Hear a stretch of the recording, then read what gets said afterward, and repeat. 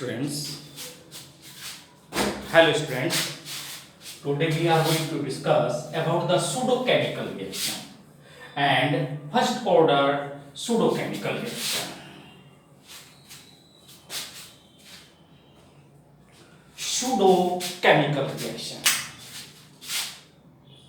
PSEUDO. Pseudochemical reaction.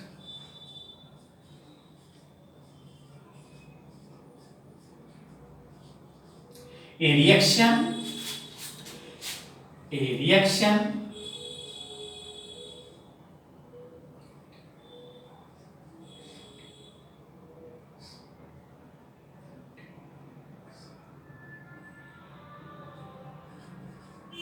which experimentally determined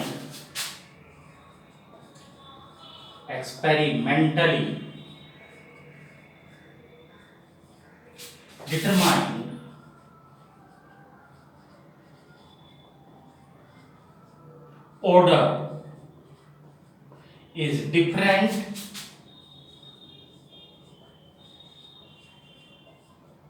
from what it is expected.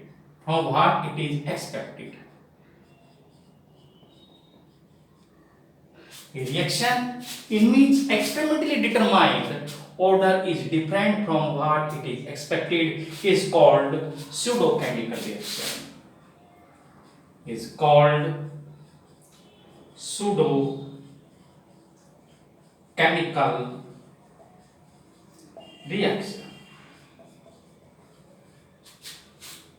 तो pseudochemical reaction क्या होती है?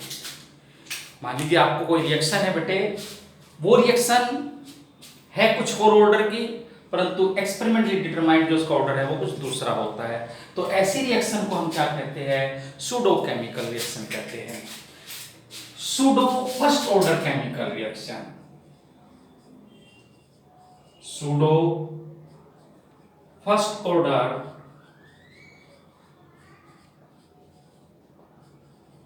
Chemical reaction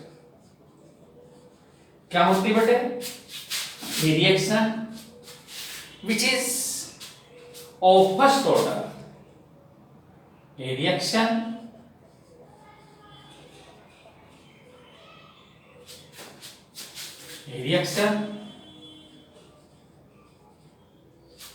which is not of first order but appear to be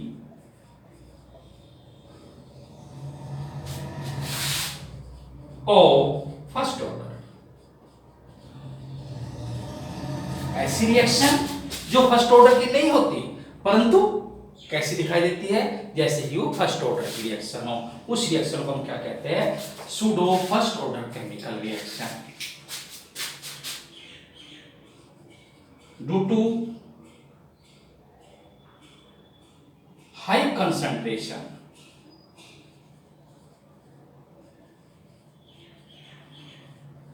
of reactant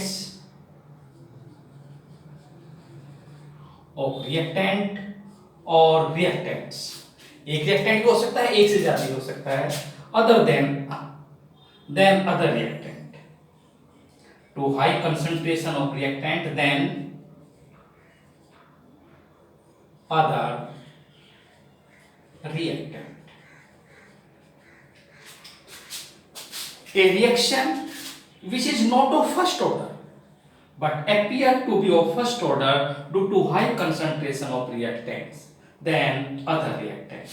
ऐसी reaction जो first order की नहीं होती है परंतु कैसी दिखाई देती है? वो जैसे कि वो फर्स्ट ऑर्डर की रिएक्शन हो, उस रिएक्शन को हम क्या कहते हैं? Pseudo first order chemical reaction. उसकी कंडीशन क्या है? उसकी कंडीशन ये है कि मान लीजिए 3 रिएक्टेंट है तो 2 रिएक्टेंट की कंसंट्रेशन बहुत ज्यादा होती है, which do not change during the chemical reaction। तो such reaction is called pseudo first order chemical reaction। Let us explain it with the help of some of the examples।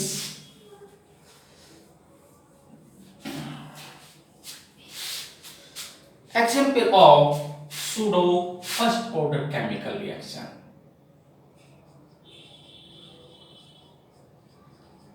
Number one, hydrolysis. Number one, hydrolysis of cane sugar. Hydrolysis of cane sugar in the presence of acid C12, H22O11 plus H2O in the presence of acid. It gives rise to glucose C6H12O6 plus C6H12O6. This is glucose. This is fructose. ये जो water है इसकी जो concentration है वो access में लेते हैं, ठीक है जी।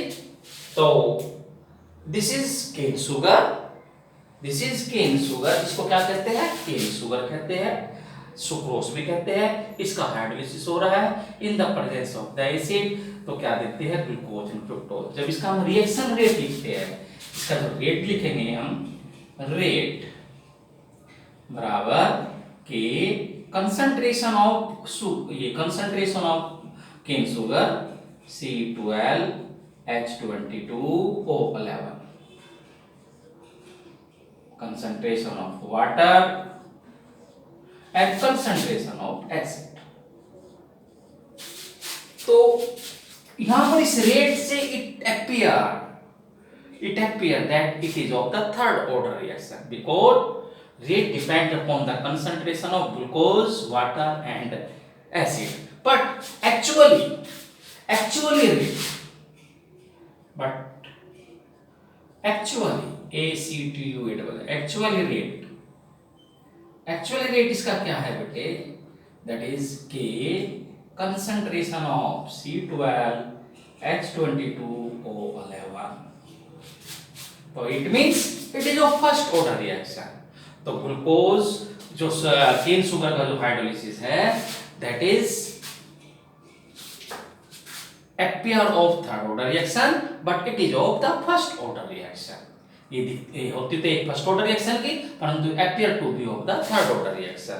तो this is the example of pseudo first order chemical reaction। Why? Here the concentration of water is taken in excess and the acid, the concentration of the water and the acid do not change during the chemical reactions। It means they do not take part in the chemical reaction। So you can say the actual rate of the reaction depend upon the concentration of the cane sugar। Second example,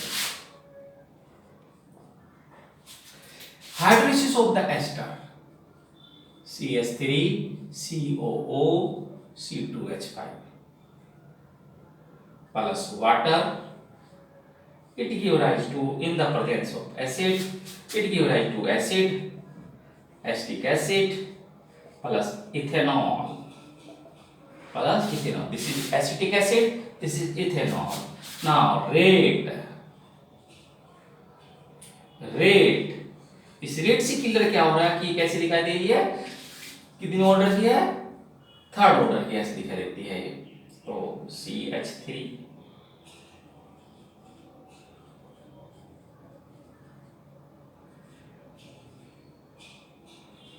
water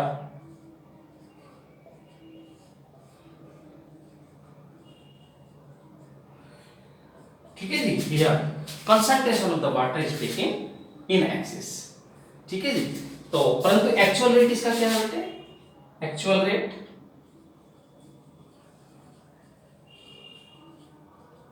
के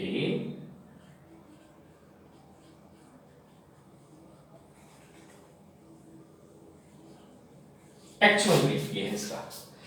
reaction जो है लगती है कि first order की है, परंतु active ऐसी होती है कि मतलब रिएक्शन ऐसे देखने में कैसे लग रही है फर्स्ट ऑर्डर की नहीं है, ये रिएक्शन देख रही है कि फर्स्ट जो है थर्ड ऑर्डर की है, परंतु एक्चुअली कौन सी है? फर्स्ट ऑर्डर की है। इसलिए इसको क्या कहते हैं? इसको pseudo first order chemical reaction. एक और एग्जांपल ले लीजिए बेटे, CH3I plus water. Excess. It is important to note that in pseudochemical reaction, the concentration of the water is always taken in excess. So, क्या बन गया बेटे? CH3OH plus HI. Now, rate, इसका रेट जो हुआ बेटे वो क्या हुआ कि concentration of methyl iodide, CH3I means methyl iodide और आयोडोमीथेन भी कहते हैं इसको, ठीक है, H2O, परंतु concentration of water is taken in excess which does not change during the chemical reaction. So actual rate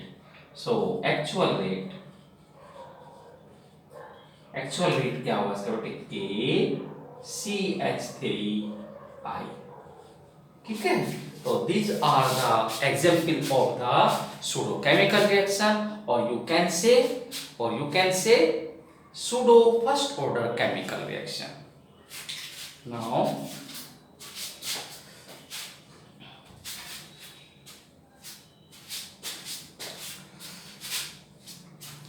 आगे चलते हैं बेटे next.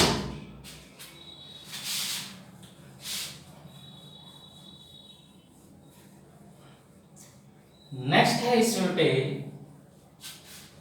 Collagen theory of chemical reaction. Collagen theory, COLL, collagen,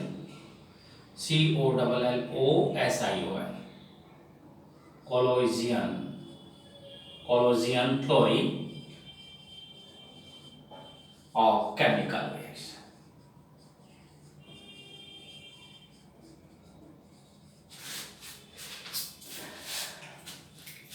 During a chemical reaction, so first of all we have to understand what is collagen theory of the chemical reaction. So during a chemical reaction, there are several chemical reactants which combine together and collide together. If they collide together, they form the product. It means the condition for a chemical reaction, or you can say for the collagen theory, is the collision of the reactant molecule. If the collision will not take place, then the product will not form. So collagen theory of the chemical reaction is based on the collision of the reactants. इसके अंदर एक word है कोलोजन frequency, कोलोजन frequency, कोलोजन frequency is equal to rate of the reaction. अगर collagen frequency would be more, then the rate of the reaction would be more. अर्थात collagen frequency अगर ज्यादा होगी तो reaction will take place faster. Now, what is collagen frequency? Collagen frequency क्या होती है बेटे? Number of collision that take place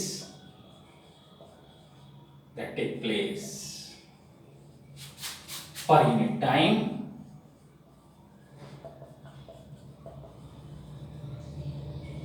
per unit volume of reaction mixture. देखिए क्या कह रहा है, what is collagen theory? Collagen theory में आपको क्या बताना है बेटे कि जब भी कोई रिएक्शन होती है तो रिएक्शन में क्या होती है बेटे? रिएक्टेंट भी होते हैं और प्रोडक्ट भी होते हैं। तो प्रोडक्ट कब बनेंगे? जब रिएक्टेंट एक दूसरे के नजदीक आएंगे, जब उनमें कोलेजन होगा तो प्रोडक्ट बनेंगे। अगर कोलेजन नहीं होगा तो प्रोडक्ट नहीं बनेंगे। तो condition of the collagen theory is the collagen of the reactant molecule. Now there is a word collision frequency. The collision frequency may be defined as number of the collisions that take place per unit time per unit volume of the reaction mixture is called collision frequency. frequency. Greater the collision frequency, greater would be the rate of the reaction. Now consider a bimolecular reaction. A plus B. It give rise to C. It take place, यहाँ पर temperature कितना है? Temperature है 298 kelvin, pressure है 180 है, 1 atmospheric pressure. तो यहां पर जो कोलिजन फ्रीक्वेंसी है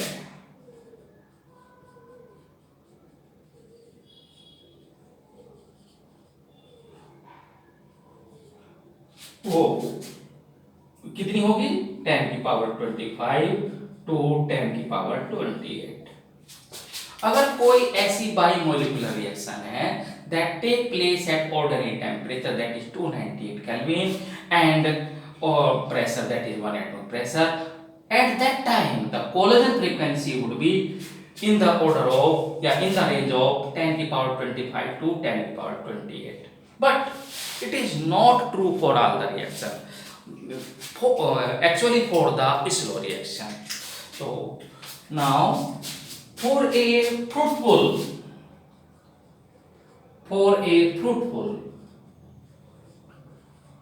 collision, a chemical reaction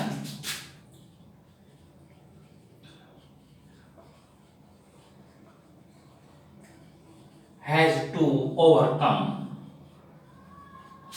some obstruction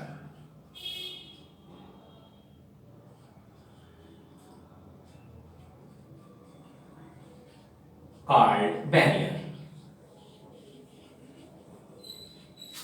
कह रहा है ये क्या कह रहा है बेटे, इसमें इस लाइन से क्या समझे? देखो, अगर कोलेजन फ्रूटफुल होगा तो प्रोडक्ट जल्दी से बनेंगे, प्रोडक्ट जल्दी से बनेंगे तो रिएक्शन फास्ट होगी। तो fruitful for a fruitful collagen, अच्छे कोलेजन के लिए क्या कह रहा है? जब भी अच्छे कोलेजन के लिए क्या होगा, जो रिएक्टेंट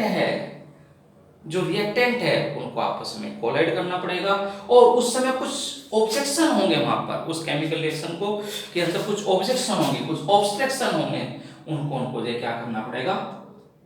रिमूव करना पड़ेगा। तो वे जो फ्रूटफुल, वो जो ऑब्स्ट्रक्शन है उनको हम क्या कहते हैं? बैरियर कहते हैं। किसी भी केमिकल रिएक्शन को होने के लिए, किसी भी केमिकल रिएक्शन को अकर करने के लिए, होने के लिए कुछ ऑब्स्ट्रक्शन को पार करना पड़ता है, कुछ ऑब्स्ट्रक्शन को दूर करना होता है, कुछ ऑब्स्ट्रक्शन से गुजरना होता है। उन ऑब्स्ट्रक्शन को हम क्या कहते हैं? बैरियर कहते हैं। तो first barrier is energy barrier.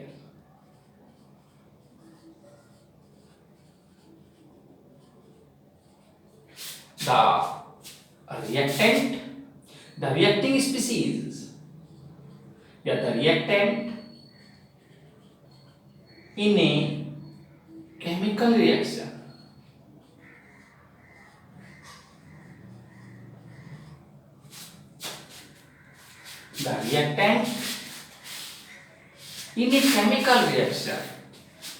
should have, you must have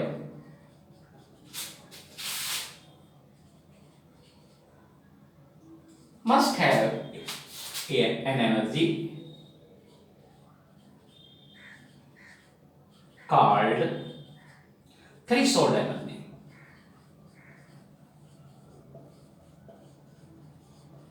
क्या है? needed for the collision.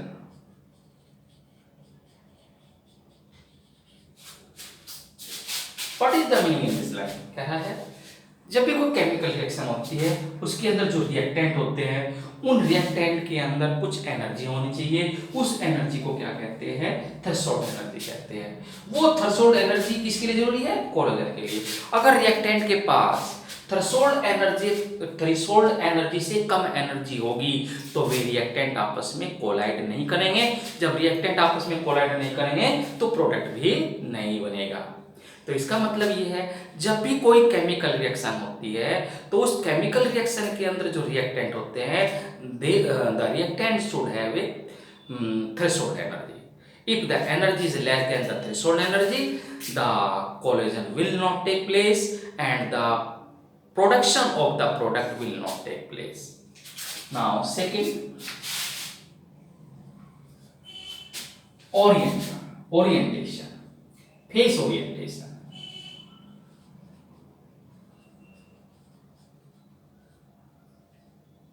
Face orientation. The reacting species should face each other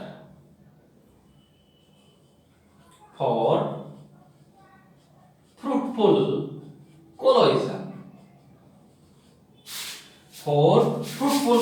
अच्छे यानी कि रिएक्टेंट के बीच में जो कोलिजन होना है, अच्छे कोलिजन के लिए क्या कंडीशन है? The for fruitful collision the reacting species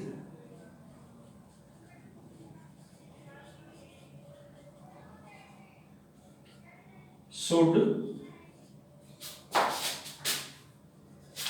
face each other.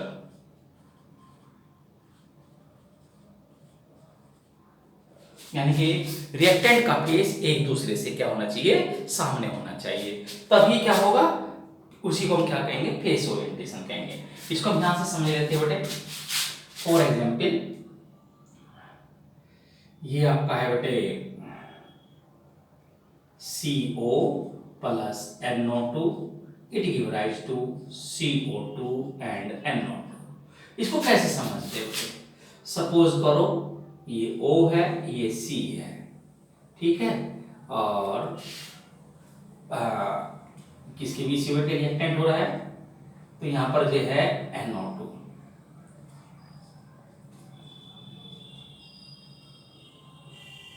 ठीक है। ये एक तो ये कंडीशन हो सकती है, एक कंडीशन ये हो सकती है बेटे,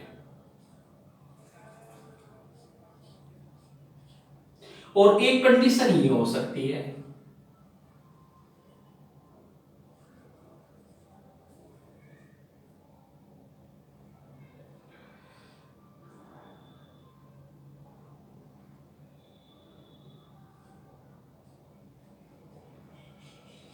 इसको समझो बेटे।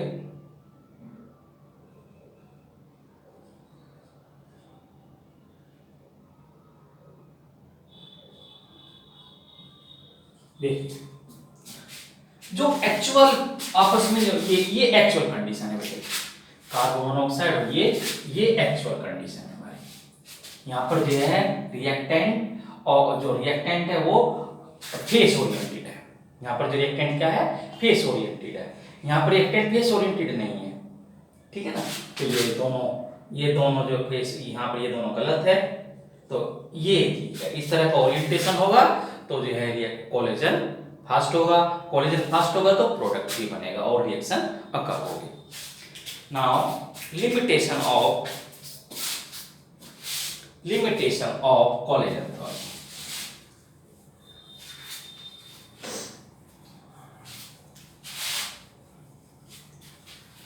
Limitation of collision theory.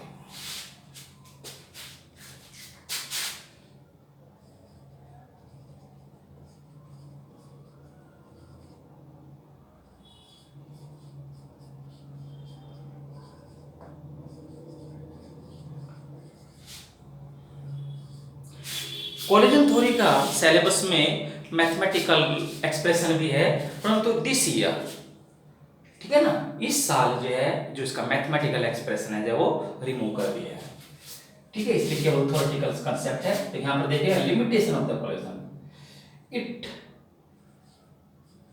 Applies for gaseous chemical equation, for gaseous chemical reaction। Collision theory जो है किसमें अप्लाई हो रही है? मोस्टली जितनी वो गैसियस केमिकल रिएक्शन के लिए अप्लाई होती है, और reaction which take place in solution containing या having simple reactant molecule, simple reactant molecules. कह रहा है जो कोलेजन थ्योरी है बेटे वो केवल कैसी रिएक्शन के लिए, गैस, जितनी भी गैसेस केमिकल रिएक्शन है उसके लिए ये अप्लाई होती है, और ऐसी रिएक्शन जो सॉल्यूशन में हो रही है, परंतु कंडीशन क्या है, उन सॉल्यूशन के अंदर जो सिंपल रिएक्टेंट मॉलिक्यूल होने चाहिए। तो एक ये पहला लिमिटेशन ये हो गया। Second, it does not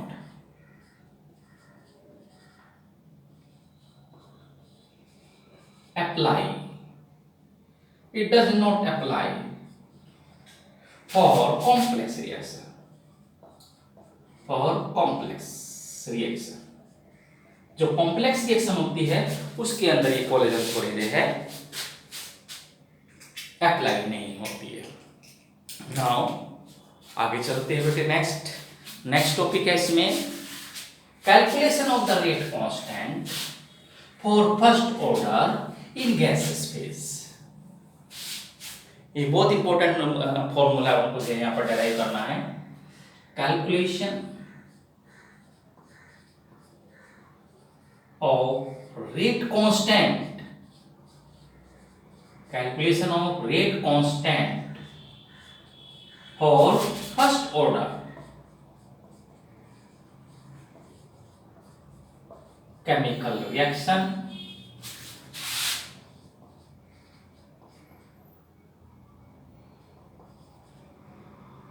carried in gaseous phase, gaseous phase। ऐसी रिएक्शन जो गैसेस फेज में हो रही है उस रिएक्शन के अंदर हमें फर्स्ट ऑर्डर, वो रिएक्शन कौन सी होनी चाहिए, फर्स्ट ऑर्डर, और कहाँ होनी चाहिए वो गैसेस फेज में, तो उसका हम रेट कांस्टेंट कैसे कैलकुलेट करते हैं। तो let us consider reaction A give rise to B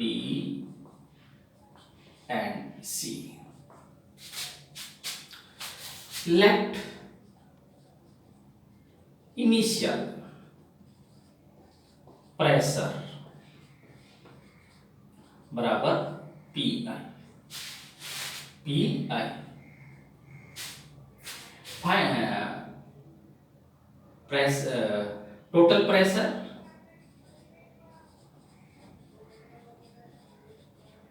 total pressure P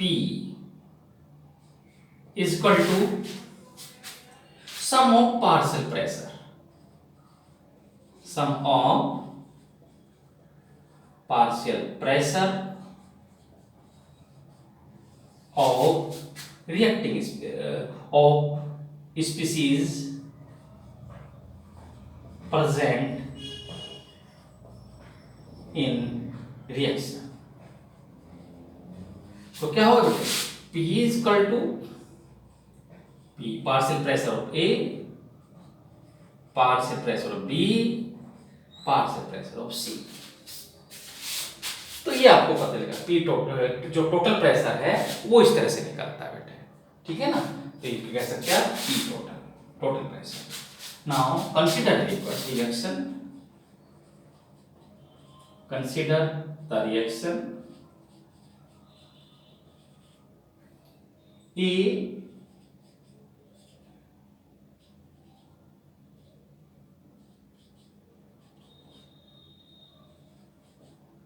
ठीक है जी, एट टाइम लिखना है 0। इनिशियल प्रेशर क्या होगा इसका, इनिशियल प्रेशर क्या होगा इसका PI, ठीक है। ये यहां पर क्या हुआ 0 0। एट टाइम T, टाइम कितना है T, तो इसका जो प्रेशर क्या होगा वो होगा PI माइनस एक्स, यानी कि इसका जो टाइम T पर जो इसका प्रेशर होगा A का वो इतना होगा, और इसका कितना होगा बेटे x, इसका कितना होगा x। अब टोटल प्रेशर कितना होगा PI minus x plus x plus x. तो P टोटल कितना होगा बेटे PI प्लस एक्स। तो x बराबर क्या होगा, PT, P total minus PI। ठीक है जी। अब लेट A नॉट बराबर PI and A concentration A बराबर कंसंट्रेशन बराबर PI minus x, PI minus x. तो ये कितना होगा, PI माइनस एक्स कितना है, PT माइनस PI, अर्थात 2PI माइनस PT। तो अब हम ये एक क्वेश्चन हमने आपका एक फॉर्मूला हमने पढ़ा है बेटे, वो फॉर्मूला पढ़ा हमने K equal to 2.303 T log A naught upon A। Now K is equal to 2.303 T log A naught किसके बराबर है, PI इनिशियल प्रेशर अपॉन, अब कंसेंट्रेशन नहीं दिखाएंगे बेटे यहाँ पर, 2PI माइनस PT।